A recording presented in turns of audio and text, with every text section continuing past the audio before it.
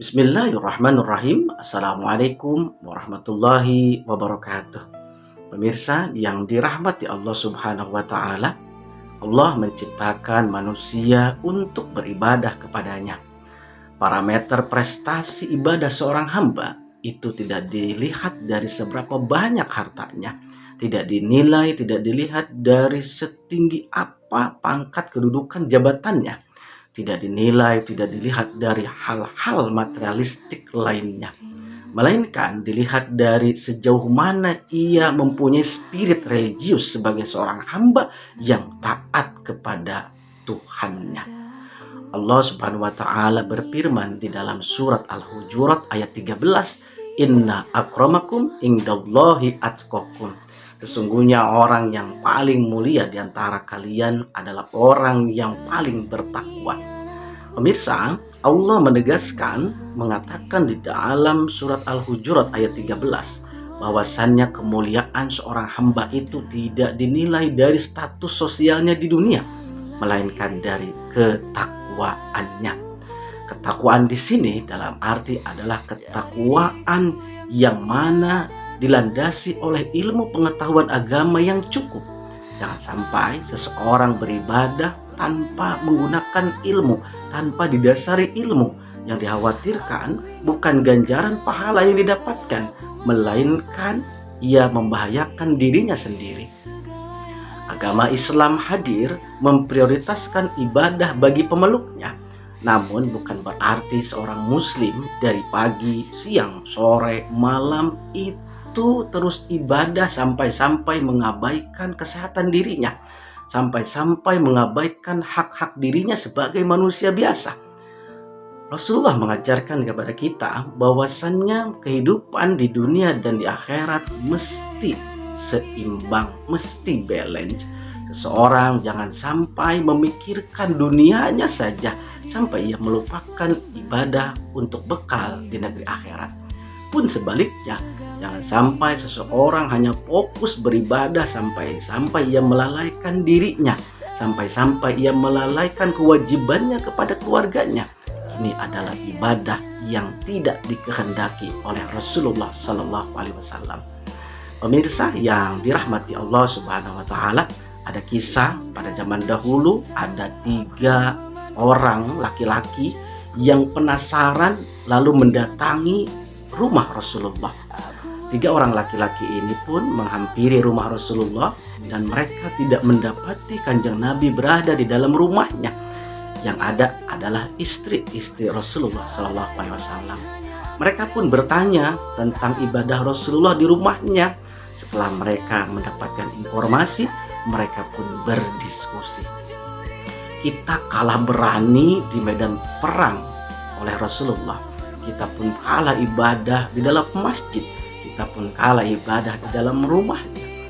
Maka salah seorang lelaki dari mereka pun berkata, "Aku akan melakukan sholat malam sepanjang hidupku, seumur hidupku.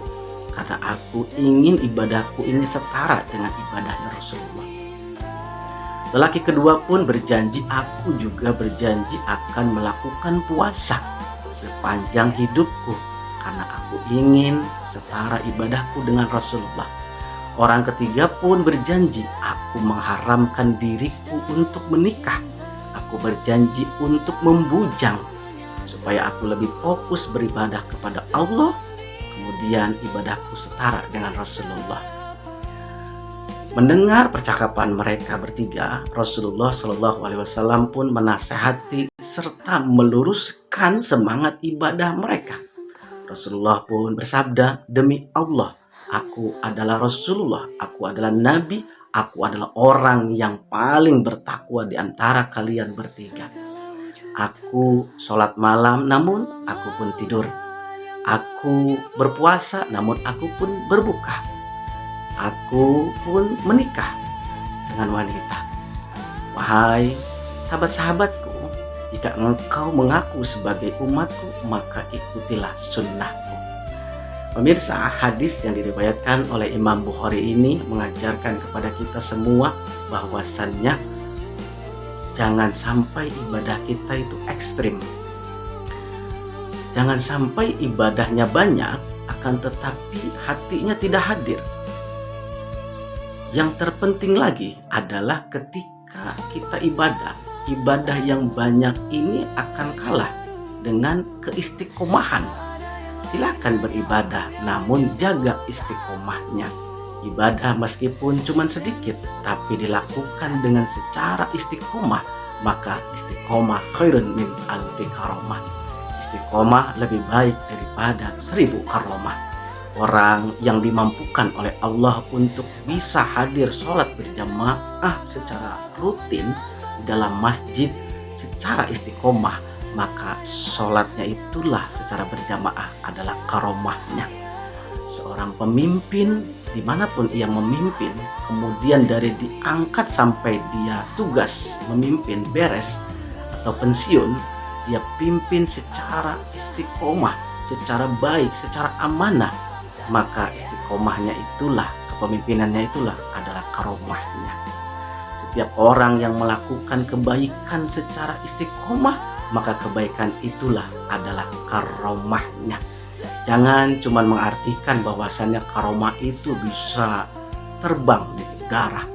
Jangan mengartikan bahwasannya karomah itu bisa berjalan di atas air. Karomah itu akan muncul kepada kita meskipun kita melakukan amaliyah yang sedikit, tapi dilakukan secara kontinu, secara istiqomah. Syukur-syukur amalannya banyak, dilakukan dengan cara istiqomah. Pemirsa yang dimuliakan Allah Subhanahu wa taala, kesimpulannya Rasulullah menginginkan kita beribadah sewajarnya saja, jangan sampai melalaikan hak-hak tubuh kita, jangan sampai kita beribadah sampai kita sakit. Tetap bersemangat, tetap semangat beribadah, tetap menjadi khairun nas anfa'uhum linnas, hamba-hamba yang dicintai Allah dan Rasulnya, yang dimampukan oleh Allah untuk melakukan kebaikan-kebaikan yang diridhoi oleh Allah dan Rasulnya. Ini saja yang bisa disampaikan. Walaupun minkum, semoga bermanfaat. Wallahumma muwaffiq ila aqwamit thoriq. Wassalamualaikum warahmatullahi wabarakatuh.